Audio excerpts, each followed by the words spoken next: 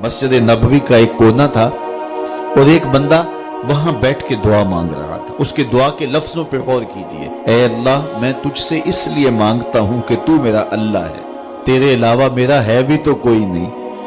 तो ये वो दुआ मांग रहा था और मस्जिद नबवी के कोने में बैठा था। हुजूर ने देखा तो एक सहाबी से कहा, वो जो दुआ मांग रहा है उसको जाके बता दो तुम्हारी दुआ कबूल हो गई है। वो मांग इस ढब से रहा है। तो ये दुआ अपने रब से न्याज है, दुआ खुद इबादत है। जब तुम्हारी जरूरतों का कफील वो है तो फिर उससे नहीं मांगेंगे तो किससे मांगेंगे। और जब उससे बंदा मांगता है तो फिर वो मांगने वाले की लाज भी रखता है। इन्ना रब्बकुम हय्युन करीमुन यस्तही मिन अब्दिही इज़ा रफ़अ यदैहि अन यरुद्दहुमा सिफ़रा।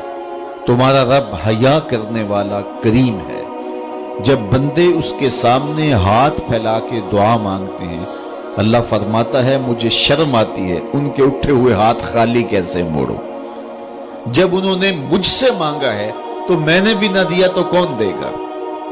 मैं एक सादी सी बात करता हूं, इतने लोग जितने लोग यहां बैठे हैं, अगर किसी दुनियादार के डेरे पे चले जाएं और उससे कोई चीज तलब करें और वो देने की इस्तात रखता हो तो वो क्या खाली लुटाएगा?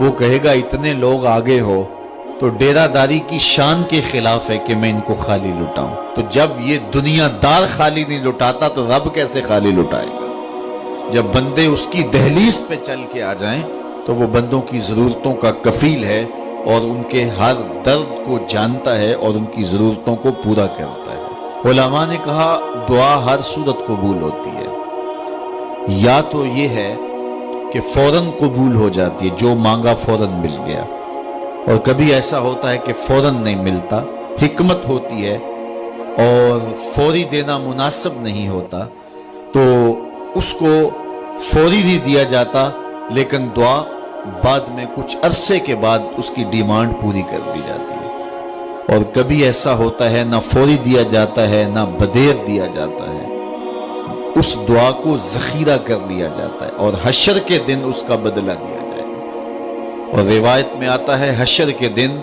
जब उन दुआओं का बदला दिया जाएगा जिनका बदला दुनिया में नहीं मिला था, तो लोग आरजू करेंगे काश के दुनिया में कोई दुआ कबूल ही ना हुई होती, सारे सिले आखिरत में मिलते।